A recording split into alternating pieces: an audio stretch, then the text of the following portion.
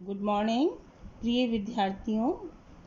हम लोग fourth paper की बात कर रहे हैं एमए फाइनल में, जो आपके ग्रुप ए और बी में चलता है। और इस पेपर में हमारा जो पेपर का नाम ही है वो राष्ट्रीय आंदोलन से जुड़ा हुआ है। तो राष्ट्रीय आंदोलन गांधी के बिना अधूरा है, इसलिए मैंने जो आपको शुरुआती दौर के लेक्चर्स दिए थे उसमें गांधी युग में जो प्रमुख आंदोलन हुए उनके बारे में मैंने आपसे चर्चा की थी, आपसे बातचीत किया था, आपसे विचार विमर्श किया था। इसी संदर्भ में हमने देखा कि गांधी ने 1942 का आंदोलन छोड़ा और आंदोलन शुरू करके उन्होंने करो या मरो का नारा दिया, डू और डाई। मतलब ये स्वतंत्रता प्राप्ति की आतुरता को लेकर एक आंदोलन था जिसमें जन आंदोलन से ये समर्थित था।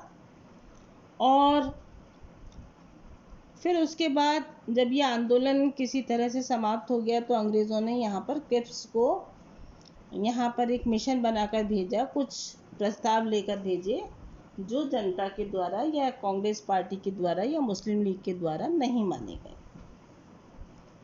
इसके बाद वेबल्स प्लान आया 1945 में, और वेबल की भी जो मंशा थी वो सांप्रदायिक अधिक थी। भारत को स्वतंत्रता देना इसका लक्ष्य नहीं था। वॉइस रॉय के पास, गवर्नर जनरल के पास सारी की सारी जो वीटो पावर थी वो हस्तांतरित कर दी गई थी। तो कुल मिलाकर अगर हम लोग कहें तो ब्रिटिश सरकार केवल संतुष्टिकरण करना चाहती थी, पैसिफाई करना चाहती थी, लेकिन भारत को स्वतंत्र नहीं करना चाहती थी। फिर क्या था कि इस समय अनुदारवादी दल चल रहा था जिसके चर्चिल जो थे वो प्रधानमंत्री थे। चुनाव आ रहे थे ब्रिटेन में, तो चुनावों के कारण ऐसा लग रहा था कि उदारवाद इस बार जीत जाएगा। तो ये लोग अपने खेमे में ये चीज़ डालना चाहते थे कि हमने हिंदुस्तान की जो समस्या है उसको सॉल्व कर लिया है। लेकिन इन सब बातों से भारत की स्वतंत्रता या भारत की आज़ादी में कोई फ़र्क नहीं पड़ा। इसी परिदृश्य को लेकर, इन्हीं परिस्थितियों को लेकर मैं आपको आज भाग 2 में कुछ चीज़ें बताऊंगी। तो सबसे पहले मैं आपसे बात करती हूँ 1946 में कैबिनेट मिशन आया। जब वेबल्स प्लान फेल हो गया इनका, तो इन्होंने कैबिनेट मिशन भेजा। इस बीच उदारवादी दल इंग्लैंड में जीत गया था और एटली जो थे वो प्रधानमंत्री बन गए थे। 18 फरवरी 1946 को इन्होंने कैबिनेट मिशन भेजने की घोषणा की। इसी समय शाही नौसेना का जो विद्रोह था वो बुरी तरह से कुचला गया था। तो इन लोगों को ये लग रहा था कि किसी तरह से हम लोग भारत का समर्थन जुटा सकें। तो इन्होंने भारतीयों को कुछ खुश करने की कोशिश की। विद्यार्थियों, इसी समय एक समस्या और थी कि वो जो नौकरशाही जो हमारी थी, ब्यूरोक्रेसी जो थी, उसमें इन्होंने ये रूल बना दिया था कि इतने ज़्यादा से जो है परसेंटेज वो भारतीयों का नहीं रखा जाएगा। उन्होंने भारतीयों का उसमें जो हिस्सेदारी थी उसे कम कर दी थी। तो यहाँ पर जो आईएएस अफसर थे या जो प्रशासन तंत्र से जुड़े हुए अफसर थे उनकी कमी हो रही थी। तो इनको ये मैटर भी रिजॉल्व करना था, इसको भी सॉल्व करना था कि कैसे इसको सॉल्व करें। तो इनके ऊपर ये भी प्रेशर था कि किसी तरह से मिशन वगैरह भेज करके और ये हिंदुस्तान में अपना शासन चला सकें। 15 मार्च को ये जो मिशन था, कैबिनेट मिशन, वो भारत पहुंचा। अगर मैं इसकी प्रमुख बातों की चर्चा करूं तो ये निम्न प्रकार से हैं। इनको मैंने 3 बिंदुओं में बांटा है। एक तो इसमें ये कहा गया था कि अल्पसंख्यकों के हितों का ध्यान रखा जाएगा, उन्हें भय मुक्त रखा जाएगा और साथ ही बहुसंख्यकों के हितों की भी अनदेखी नहीं की जाएगी। दूसरा आश्वासन क्या दिया था इसमें कि भारत को आत्मनिर्णय का अधिकार दिया जाएगा। और तीसरा बिंदु क्या था इसका, कि संविधान निर्माण के अधिकार की घोषणा भी इसमें की गई थी। अब मैं इस कैबिनेट मिशन की इन प्रमुख शर्तों के साथ अगर थोड़ी सी इसकी समीक्षा करना चाहूँ तो हम ये पाते हैं कि उस समय जो दो प्रमुख पार्टीज थीं, एक मुस्लिम लीग और एक कांग्रेस, दोनों ही इससे असंतुष्ट रहे। जिन्ना अपनी पाकिस्तान की मांग पर अड़े हुए थे। इस मांग को इस कैबिनेट मिशन में पूरी तरह से स्वीकार नहीं किया गया था, इसीलिए जिन्ना संतुष्ट थे। दूसरी बात क्या थी कि संविधान सभा के पूर्ण रूप से उसे प्रभुत्व संपन्न नहीं रखा गया था। संविधान सभा जो बन रही थी, संविधान निर्माण के लिए जिस सभा का निर्माण हो रहा था, उसको पूरे अधिकार नहीं दिए गए, उसको पूरी तरह से प्रभुत्व संपन्न नहीं बनाया गया।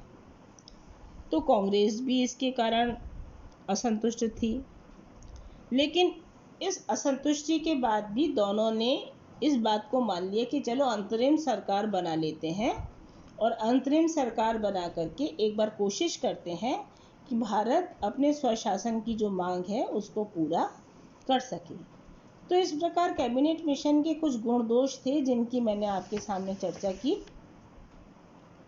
इसके बाद हम लोग देखते हैं कि अगस्त मास में कांग्रेस ने पंडित नेहरू के नेतृत्व में सरकार बनाने का प्रयास किया। सितंबर को अंतरिम सरकार का गठन हुआ, लेकिन लीग ने इसमें भाग नहीं लिया। मुस्लिम लीग ने इसमें भाग लेने का बहिष्कार किया और भाग नहीं लिया। चारों तरफ सांप्रदायिक दंगे फैल गए, हिंदू मुसलमानों के बीच में रॉयट्स हुए और साथ ही साथ मुसलमानों ने संविधान सभा में भी भाग लेने से इनकार कर दिया। तो इस प्रकार जो कैबिनेट मिशन था वो भी पूरी तरह से सफल नहीं हुआ। तो हम ये परिदृश्य समझने की कोशिश कर रहे हैं कि भारत विभाजन से पहले भारत का क्या सिनेरियो था, क्या परिदृश्य था, क्या परिस्थितियां थीं जिनसे प्रभावित होकर भारत विभाजन की भूमिका बनी। और आगे के लेक्चर में मैं आपको बताऊंगी पूरी की पूरी की सांप्रदायिक समस्या और भारत विभाजन के क्या कारण थे, क्या समस्या थी और किस किस तरह से कौन पार्टी इसके लिए जिम्मेदार थी। ये बड़ा रोचक विषय है जिसकी चर्चा हम आगे के अपने व्याख्यानों में करेंगे। इसके बाद जब वेविल और क्रिप्स दोनों असफल हो गए तो 1947 में माउंटबेटन को गवर्नर जनरल बनाकर भेजा गया। इस समय इंग्लैंड के ऊपर सभी विदेशी ताकतों का भी, बड़े राष्ट्रों का भी दबाव बन रहा था कि भारत को स्वतंत्रता दी जाए, भारत को मुक्त किया जाए। तो माउंटबेटन ने आकर सभी दलों से बातचीत की और लगभग ये तय किया, क्योंकि मुस्लिम जो लीग थी वो इस बात से कम लेने को राजी नहीं थी कि पाकिस्तान उन्हें मिले। जब ये इस बात का फैसला माउंटबेटन के सामने इस तरह की योजना में रखा गया और ये तारीख मुकर्रर की गई कि 15 तारीख को ये लोग सत्ता का हस्तांतरण कर देंगे, 15 अगस्त 1947।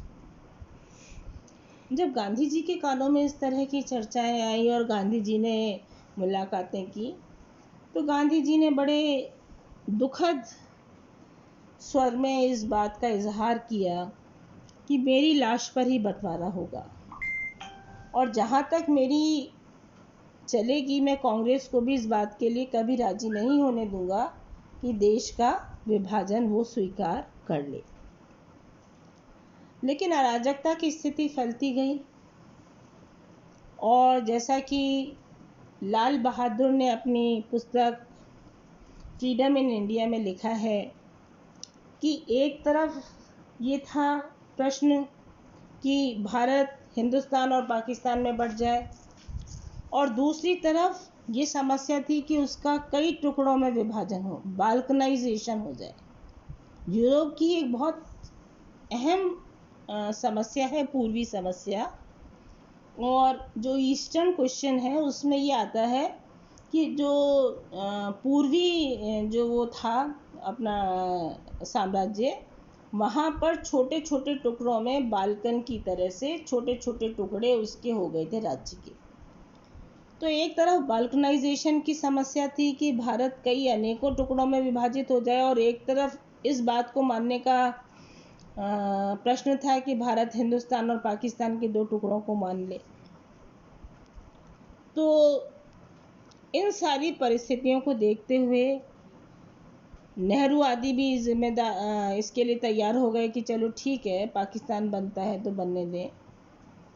यहाँ भी अंग्रेज़ों ने एक चाल चली और उन्होंने कहा कि भारत देश, उसके लिए उन्होंने भारत संघ की शब्द का प्रयोग किया कि भारत संघ और पाकिस्तान 2 हिस्सों में भारत बटेगा। पाकिस्तान एक पृथक राष्ट्र होगा और जो हिंदुस्तान है वो एक संघ के रूप में रहेगा। ये चाल क्या थी कि उन्होंने सभी नरेशों को इस बात के लिए स्वतंत्रता दे दी कि वो भारत संघ में मिलें या न मिलें, ये उनकी इच्छा के ऊपर निर्भर करता है। विद्यार्थियों, ये एक बहुत बड़ी चुनौती थी हिंदुस्तान के लिए। एक तरफ बंटवारा हो रहा था, दूसरी तरफ नरेशों को उन्होंने स्वायत्तता दे दी थी, मनमर्जी दे दी थी कि आप सम्मिलित हों कि नहीं हों। जो देशी रियासतें थीं उनको मिलने न मिलने का उन्होंने ऑफर दे दिया था।